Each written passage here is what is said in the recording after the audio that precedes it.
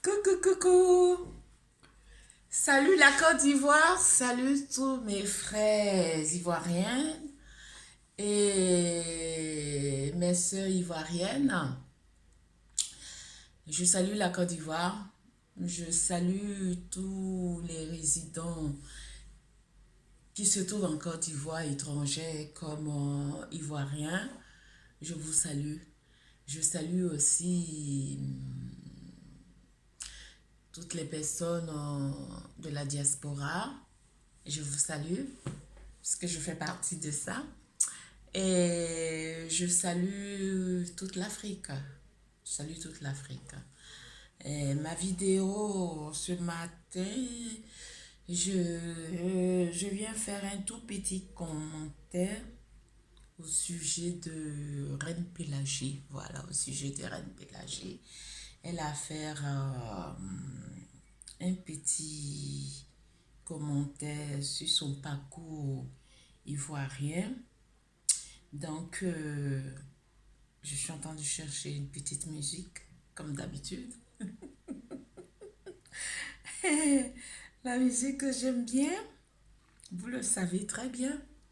Donc, voilà, je vous dédie ça, comme toujours. Donc, je viens vers Reine Pélagée.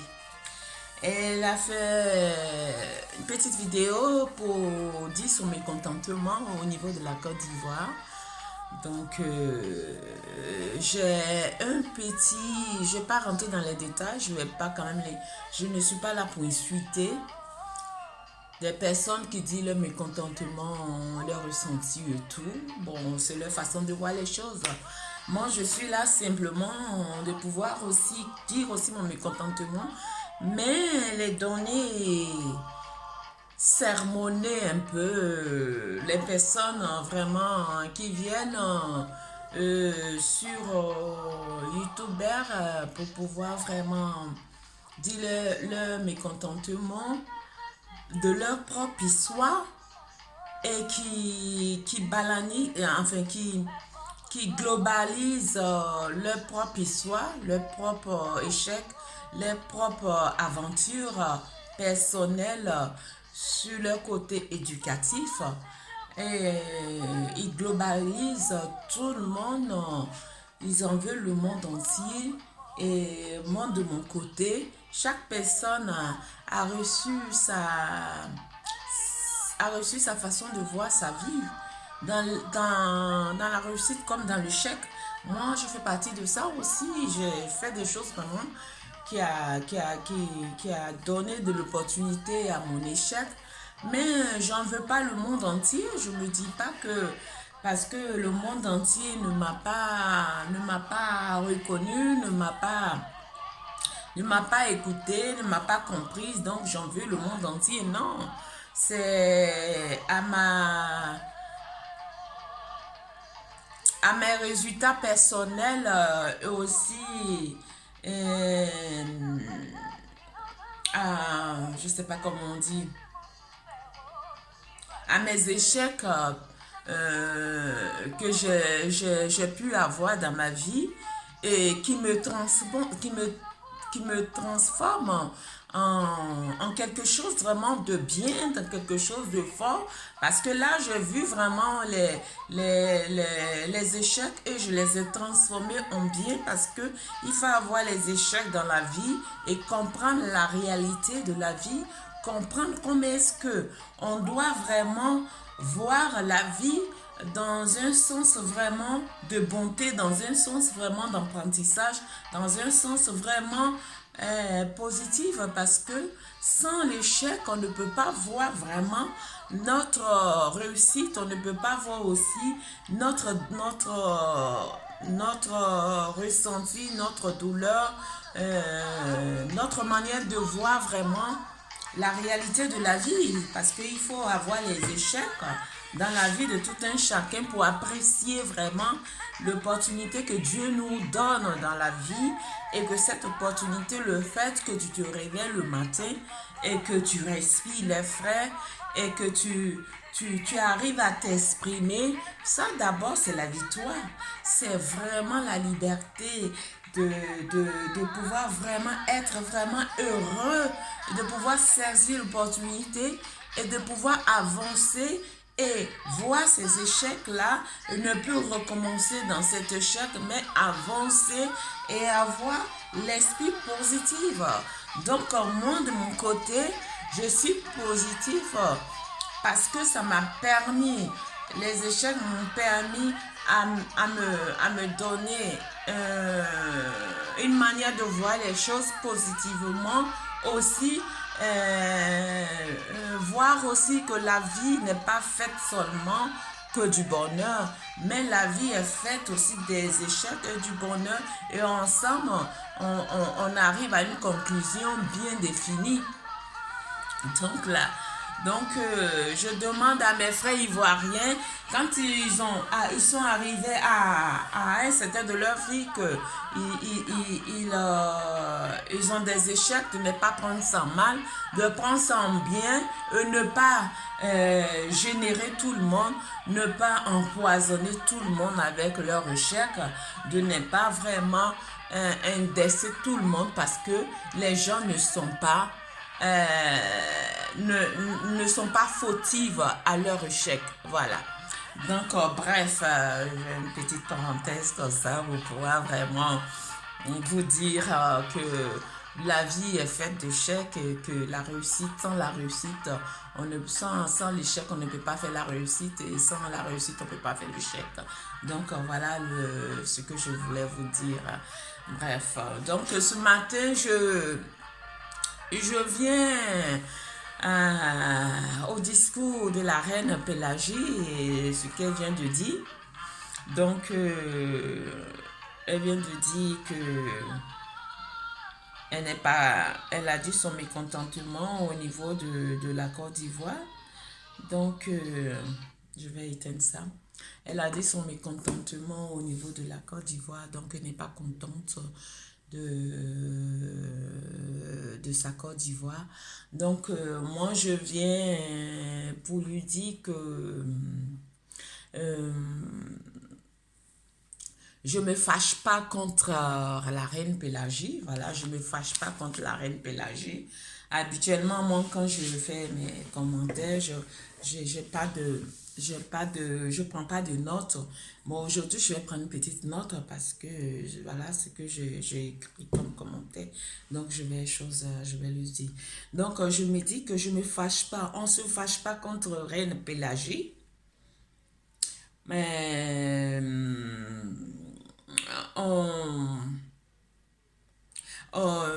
parce que on se fâche pas contre Reine Pélagie parce que Reine Pélagie ne sait pas qu'est-ce que c'est l'amour de son prochain. Voilà. Et je passe.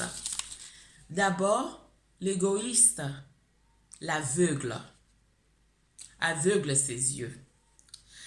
Tu seras toujours bienvenu en Côte d'Ivoire parce que la Côte d'Ivoire est ta racine, Reine Pélagie.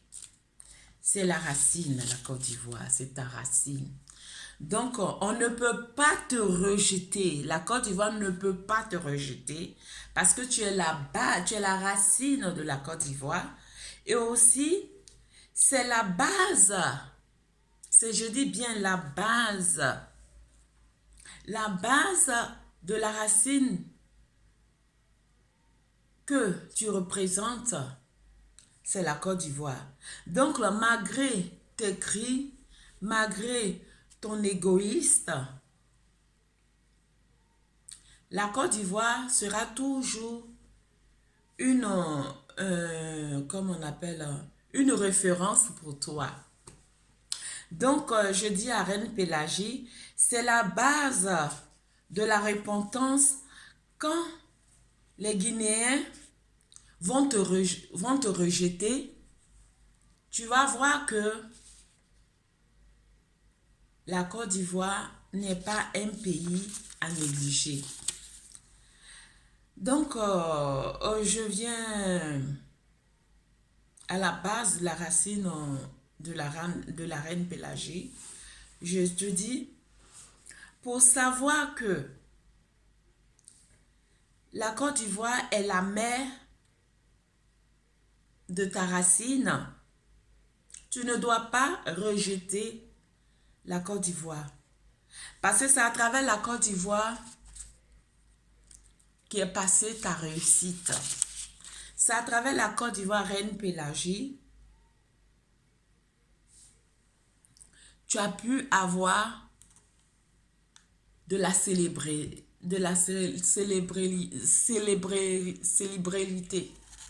Célébrité. Je ne sais pas si on peut dire ça comme ça. Tu as pu être célèbre. Par moment, j'ai la langue un peu lourde. Donc, tu as pu être célèbre à travers la Côte d'Ivoire, Reine Pélagie. Donc là, nous, en tant qu'Ivoiriens, on n'est pas là pour te condamner. C'est un tout petit regret de notre part qu'on arrive à pouvoir vraiment te faire cette petite vidéo pour pouvoir te dire que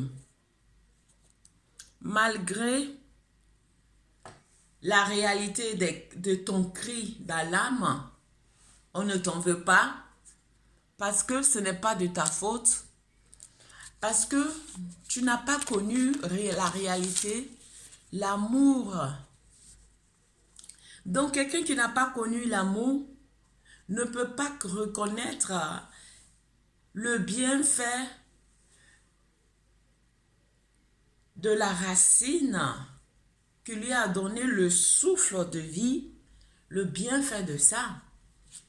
Elle va toujours chercher à diffamer, elle va toujours chercher à dire son mécontentement, elle va toujours dire qu'elle ne se sent pas bien, qu'elle se sent mal aimée, qu'elle se sent pas heureuse, parce que elle n'a pas connu cet amour-là. Elle n'a pas connu. Regardez son parcours, de tout ce qu'elle a dit dans l'interview. Regardez son parcours. Et moi, quand j'écoute ça, j'ai pitié de Reine Pélagie. Je me dis que elle a besoin d'amour. Elle a besoin d'amour. Elle a besoin de la repentance. Donc là, elle est partie en Guinée parce qu'elle se sentait rejetée en Côte d'Ivoire. Et elle n'a pas vu l'importance que la Côte d'Ivoire lui a vraiment donnée. Elle n'a pas vu cette importance-là. Donc elle est repartie en Guinée. Moi, je pense que si elle est en Guinée, je pense que c'est bien pour elle parce que ça va lui permettre de voir la réalité d'un amour vrai. Ça va lui permettre de voir la réalité. Comment est-ce que la Côte d'Ivoire l'a prise comme une petite princesse, une petite reine. La preuve, elle s'appelle Reine Pélagie.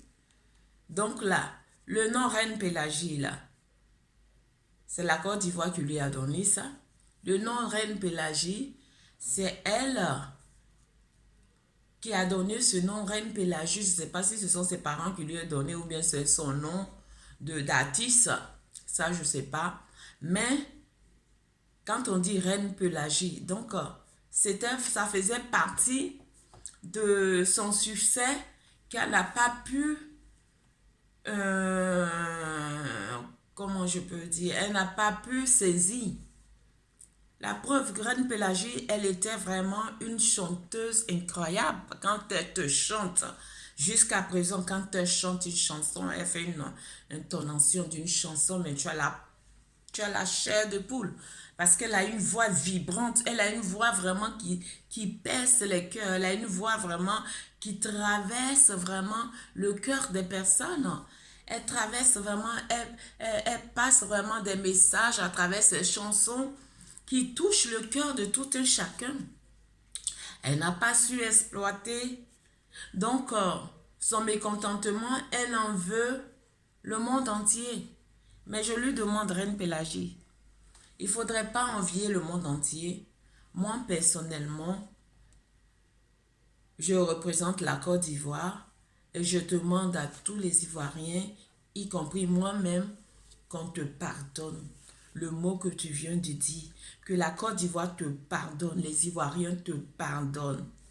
Les Ivoiriens te pardonnent pour cette parole que tu viens de dire, que la Côte d'Ivoire n'est pas un pays, je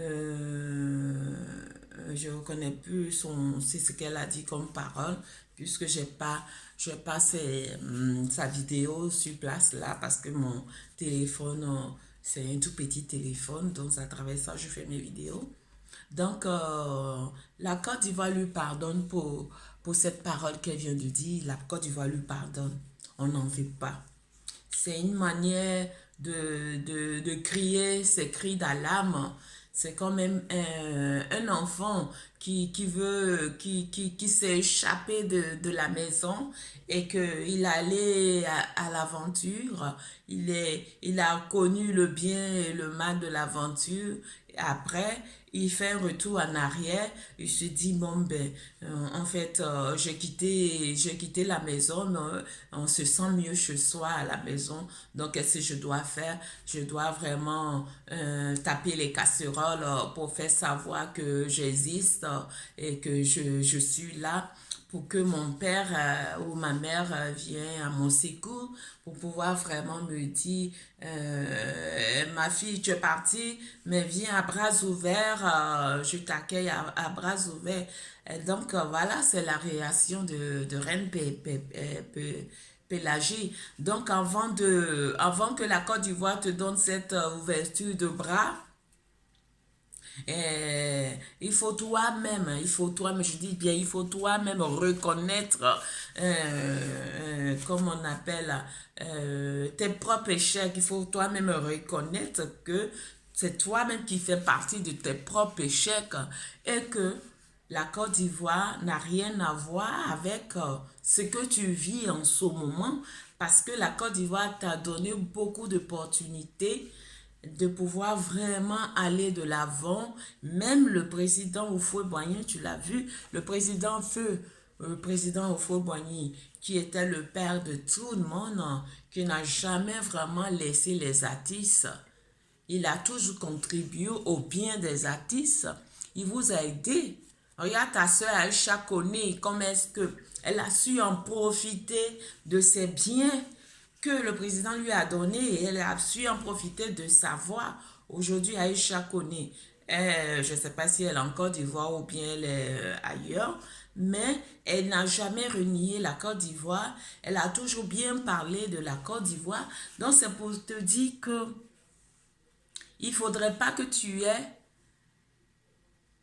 en veux vraiment le monde. Il ne faudrait pas que tu en veux vraiment la Côte d'Ivoire parce que la Côte d'Ivoire, pour toi, la Côte d'Ivoire t'a rejeté. Non, non, je refuse ça. Et je te dis de te repentir, de repentir plutôt. Je te dis de te repentir, ma sœur Reine Pélagie. Et que ce que tu viens de dire, ce n'est pas des choses où tu dois vraiment être fier de ça parce que c'est pas gentil. C'est pas gentil et c'est pas joli. Hein? Donc, moi, de mon côté, je ne suis pas fâchée contre toi. De mon côté, je reconnais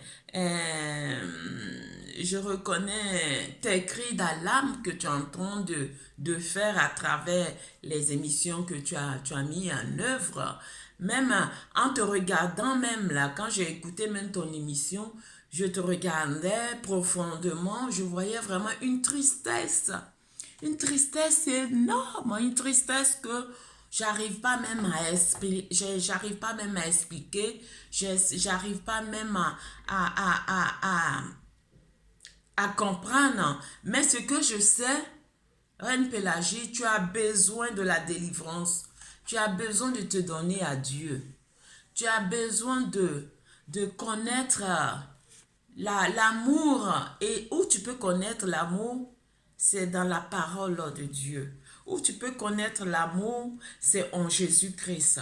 Où tu peux connaître l'amour et reconnaître tes propres fautes, c'est de d'abord connaître la parole de Dieu, c'est pour connaître les ressources vraiment de ta racine. Parce que si tu ne connais pas l'amour de Dieu, tu ne connais pas l'amour des autres. Tu ne peux pas connaître l'amour des Ivoiriens. Tu ne peux pas connaître l'amour de toi-même. Parce que ce n'est pas les choses vraiment comment je peux, c'est pas des choses que tu peux comprendre. Donc de ce côté-là, moi je trouve vraiment une tristesse profonde en toi. Et moi de mon côté, quand j'ai vu ça, ça m'a énervé. En même temps, ça m'a rendu triste parce que je voyais vraiment ton cri d'alarme. Je voyais vraiment ton cri d'alarme. Et que je demande à les Ivoiriens de ne pas tenir compte de ce que tu viens de dire. Parce que ce que tu viens de dire ne vient pas de ton cœur. Voilà. Ce que tu viens de dire, ça ne vient pas de ton cœur, Reine Pélagée. Moi, voilà ma conception. Je vois que ça ne venait pas de ton cœur. C'est un cri d'alarme que tu étais en train de t'exprimer pour pouvoir vraiment faire comprendre aux Ivoiriens que tu as besoin d'eux, que tu as besoin des Ivoiriens, pour pouvoir vraiment relancer encore la partie où tu as commencé et que ça arrive au milieu et que tu n'as pas pu terminer. Voilà. Sinon, c'est pas un truc que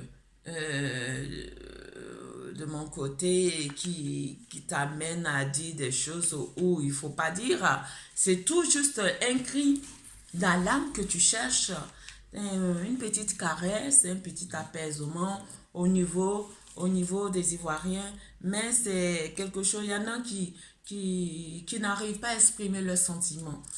Ça, c'est ça que la reine Pélagée. Parce qu'elle n'a pas connu cet amour-là, elle n'a pas connu ça. Donc, bref. Donc, je reviens vers toi, reine Pélagée. Moi, personnellement, le peuple ivoirien te dit toujours, tu es bienvenu. Tu seras bienvenu en Côte d'Ivoire parce que la Côte d'Ivoire fait partie de ta racine. La Côte d'Ivoire fait partie du souffle de ta vie. Voilà, du souffle de ta vie. Donc, tu ne peux pas la rejeter. Tu ne peux pas la, la jeter. C'est quelque chose que tu ne peux pas parce que la Côte d'Ivoire fait partie de ta marque, de bienfaite, de ta marque de réconciliation avec les Ivoiriens, de ta marque de repentance avec les Ivoiriens, je ne sais pas comment on dit, de ton pardon. Tout ça, ça fait partie du pardon que je suis en train de analyser et de détailler les différents pardons, repentance, rejet et tout ça. Tout ça, ça fait partie du pardon que tu dois vraiment comprendre et voir la profondité de tes fautes avant de comprendre la réalité de ta réussite. Je ne sais pas si tu me fais, si tu comprends vraiment ce que je veux dire. Ça peut te dire que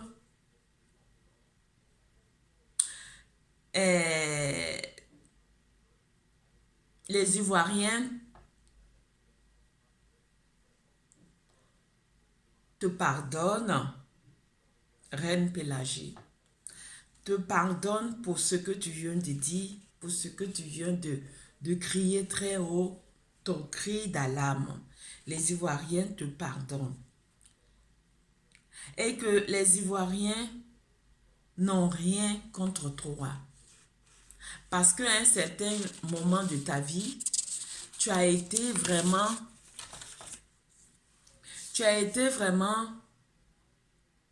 une espérance d'autres personnes. Tu as été vraiment un message qui a un message comment on appelle là, de, c'est pas, de bienfait, de bienveillante des Ivoiriens à travers tes chansons, à travers tes paroles que tu diffusais dans tes chansons. Ça touchait vraiment les Ivoiriens parce que les Ivoiriens voyaient en toi une personne vraiment de profonde, une personne vraiment de vrai dans tout ce qu'elle disait. Effectivement, tu es une personne de vrai, mais tu ne sais pas euh, comment est-ce que en profiter de, de,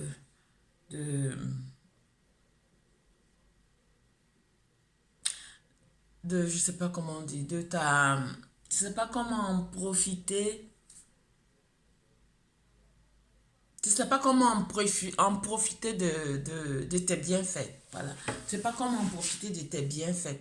Sinon, Dieu t'a donné une énorme au potentiel de pouvoir vraiment réussir dans ta vie. Dieu t'a donné cet énorme potentiel-là que tu n'as pas pu saisir et que tu en veux tout le monde. Tu en veux toute la nation. Donc là, je te dis, tu es ma soeur, tu fais même partie même de ma génération.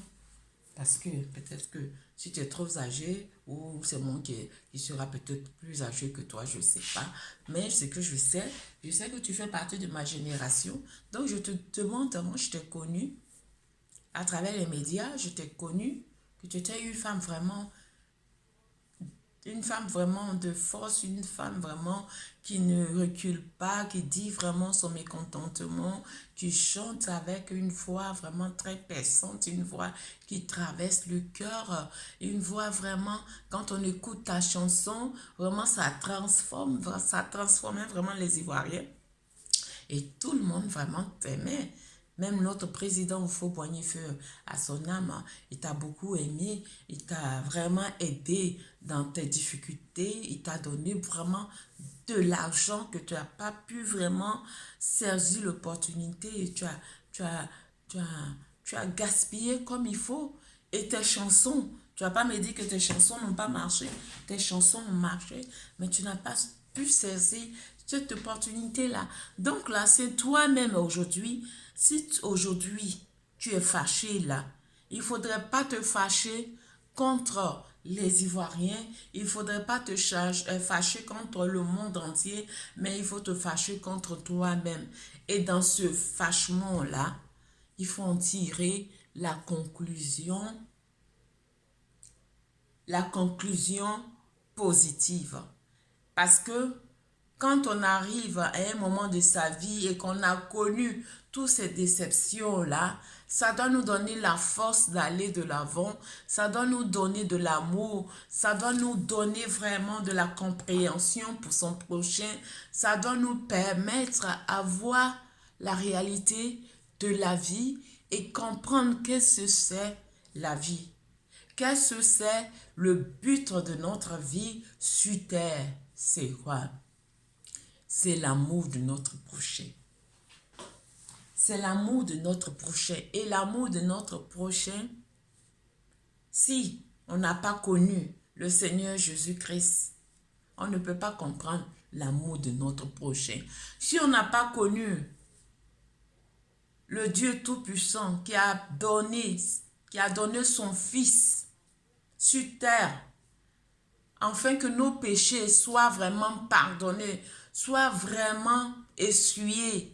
Et à travers le Seigneur Jésus-Christ qui est mort sur la croix pour nous, et que on puisse se repentir de notre péché, afin de pouvoir vraiment être en lui, et que une fois qu'on est en lui, on puisse connaître l'amour de notre prochain, on puisse connaître les bienfaits qu'il nous a donnés, on puisse connaître combien de fois on est vraiment,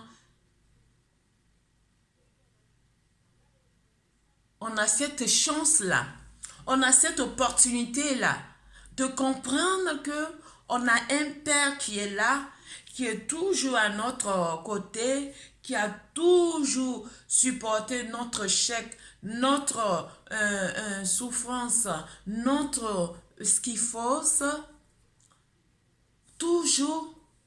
Donc là, quand on comprend ça, on se dit, on demande déjà pardon à notre Dieu de pouvoir vraiment le mettre dans cette situation-là. Ensuite, on demande aussi au monde entier, on voit aussi, je dis au monde entier, on voit aussi la réalité qui se passe dans le monde entier et on demande toujours pardon à Dieu. On demande à Dieu de toucher le cœur de tout un chacun afin que ces personnes comprennent l'amour de leur prochain, ces personnes comprennent comment est-ce que on est venu sur terre là, comment est-ce qu'on doit vivre et comment est-ce qu'on doit se comporter. De toute manière, moi je ne dis pas que je suis une bonne personne. Oh, je suis la personne la plus vraiment waouh. Mais j'ai mon caractère. Waouh, vous avez dit que insupportable. Mais j'ai mon caractère. J'ai ma manière de voir les choses parce que Dieu m'a pardonné de mon péché. Dieu m'a mis là en haut. Dieu m'a donné une seconde chance d'être dans la vie, de appartenir ensemble à Jésus-Christ de Nazareth qui est mort pour mon péché. Voilà pourquoi quand j'ai des soucis comme ça, par moment, je me dis, non, Seigneur, tu ne m'as pas mis dans ça là, tu m'as mis pour pouvoir être devant. Donc là, je me relève et je prends mon bâton de pénérilage, si on prononce bien. J'ai ma langue qui est lourde. Donc là, je prends mon bâton et je m'en vais de l'avant. Et je sais que mon Jésus est là. Il va toujours me supporter. Voilà pourquoi je dis à mes enfants de ne jamais reculer devant une situation difficile. Au moment où ta situation est en train de la situation difficile arrive, il faut te dire que il y a un petit trésor qui t'attend. Et ce trésor-là, ça ne va pas venir comme ça du ciel cadeau. Il faut passer des étapes. Et quand tu arrives à ces étapes-là, maintenant, quand tu vas là, tu sautes plus haut et tu as le cadeau là. Tu as cette opportunité où le diable voulait te faire comprendre que tu n'étais rien. Donc là, tout ça, c'est pour dire que quand on a les échecs de la vie, il faut que ça soit constructif. Parce que quand c'est constructif, là, tu recules encore mieux. Et tu vas au-devant de ta réussite. Et que tu te mets en tête ce que tu as eu. Et ce qui vient maintenant, c'est quelque chose qui ne peut pas te faire peur. Parce que tu as le Père qui est là. Parce que tu as Jésus-Christ qui est là. Parce que Jésus-Christ est mort sur la croix pour toi, comme moi et toi, Reine Pélagie, pour pouvoir supporter, pour pouvoir te pardonner de tout ce qui t'arrive et de pouvoir vraiment, si tu te repens, de pouvoir te repentir et reconnaître que Jésus-Christ est ton sauveur et par là, tu vas voir vraiment la gloire de Dieu. Tu vas voir vraiment l'amour de ton prochain. Tu vas voir vraiment comment est-ce que Dieu t'aime. Et tu vas voir vraiment toi-même, l'amour même de toi-même. Parce que quelqu'un qui n'aime pas son prochain ne peut pas s'aimer. Il ne peut pas s'aimer lui-même. Voilà mon message de ce matin. Donc là, en tant qu'Ivoirienne, ma soeur Reine Pélagie, peut-être qu'on fait partie de la même promotion. Moi, je te demande si tu m'écoutes, tu fais un retour en arrière, tu te repens. Ce qui est sûr, la Côte d'Ivoire est ta racine. Tu ne peux pas la rejeter.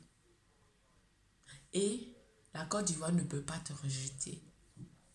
Là, tu es en Guinée, là, pour un certain moment, mais il va arriver un moment où tu vas venir en Côte d'Ivoire.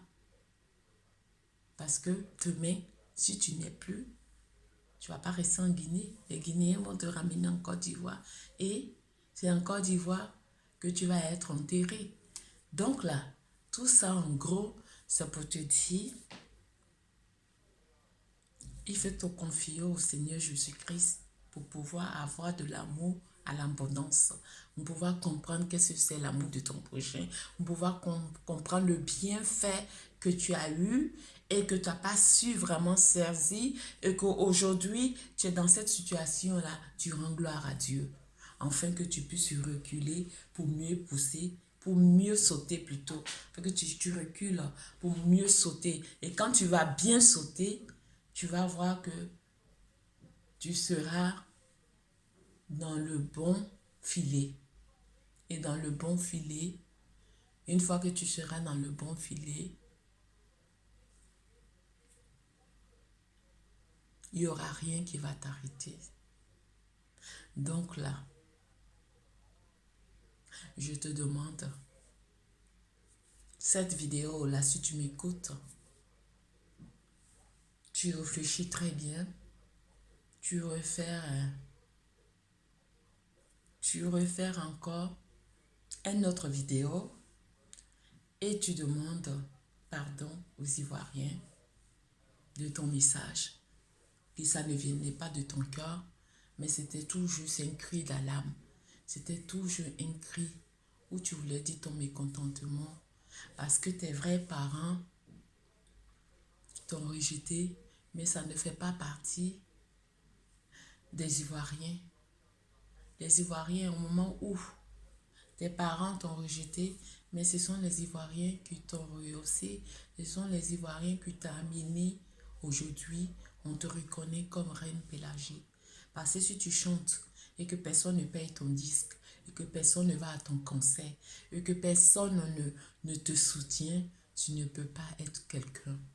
Tu ne peux pas te mettre aujourd'hui sur une émission pour pouvoir crier, moi, Reine Pélagie, j'ai quitté la Côte d'Ivoire, je suis fière de quitter la Côte d'Ivoire parce que les Ivoiriens ne reconnaissent pas, les Ivoiriens sont ingrats. Tu ne peux pas dire ça. Grâce aux Ivoiriens qui t'ont permis, aujourd'hui, tu es la Reine Pélagie. Grâce aux Ivoiriens, aujourd'hui, qui t'ont permis, enfin que tu aies de l'argent, on pourra vraiment aller en Guinée ou bien, je ne sais pas, en Conakry ou bien quelque part, pour vivre là-bas et que tu te sens mieux et qu'aujourd'hui, tu es reconnue sur les chaînes guinéennes en tant que chanteuse. Il faut reconnaître que en tant que chanteuse, tu étais chanteuse en Côte d'Ivoire et ta racine vient de la Côte d'Ivoire et c'est la Côte d'Ivoire qui t'a fait et c'est la Côte d'Ivoire aujourd'hui, grâce à la Côte d'Ivoire, les Guinéens te reconnaissent, qui t'acceptent dans leur pays, dans leur sort. Mais il va arriver un moment, les Guinéens vont te dire, écoute, on n'est pas là pour prendre tes déchets, mais on est là, on n'est pas là pour prendre tes déchets.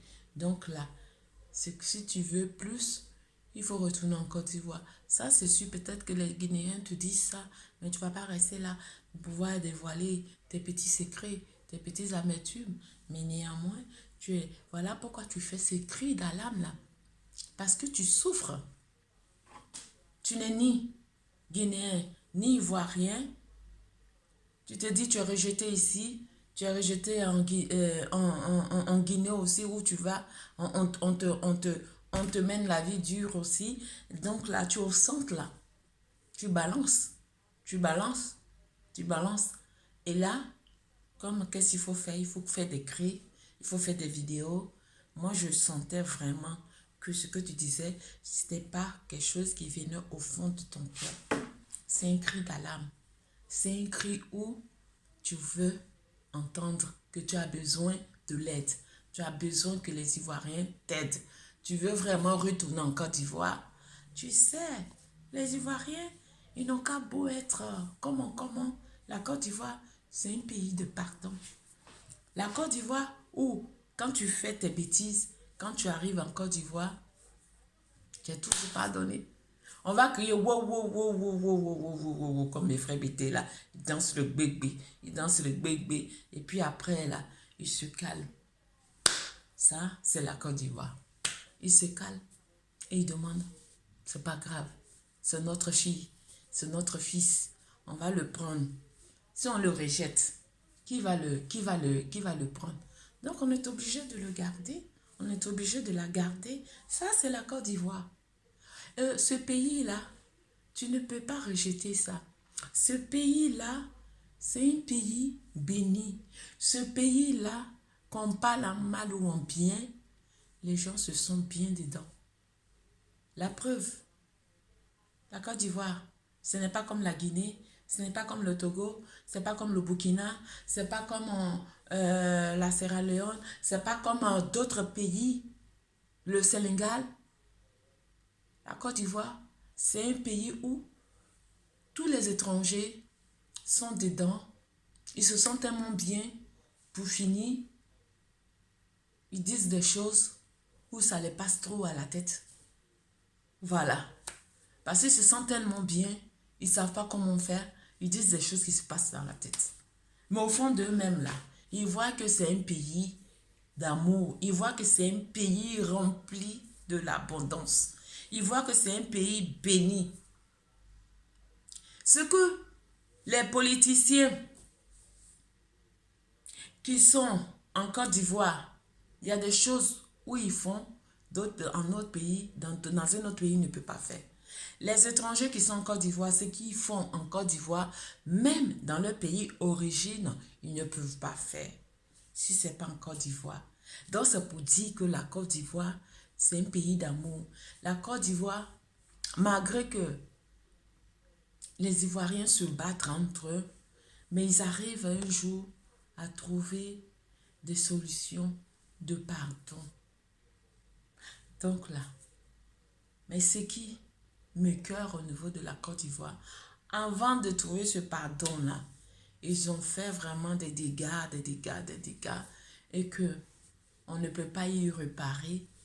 Donc là, voilà pourquoi je demande à mes frères ivoiriens, à mes sœurs ivoiriennes, de chercher à dialoguer, de chercher à une réconciliation nationale, une réconciliation politique, un changement de politique. Là, je viens maintenant sur le côté politique, puisque moi, c'est le côté politique qui m'inquiète, parce que c'est le côté politique qui amène vraiment les choses à des choses vraiment monstrueuses dans le pays, en Côte d'Ivoire. Voilà comment, depuis 2002 jusqu'à maintenant, on n'est plus les mêmes personnes.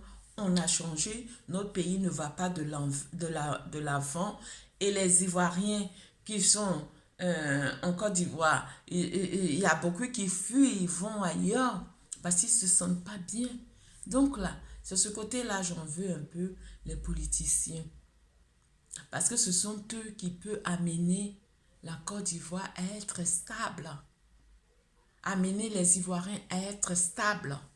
Amener les Ivoiriens à ne pas fuir leur pays. Amener les Ivoiriens à ne pas,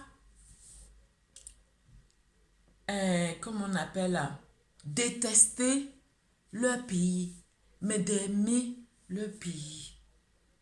Donc là, c'est pour ça que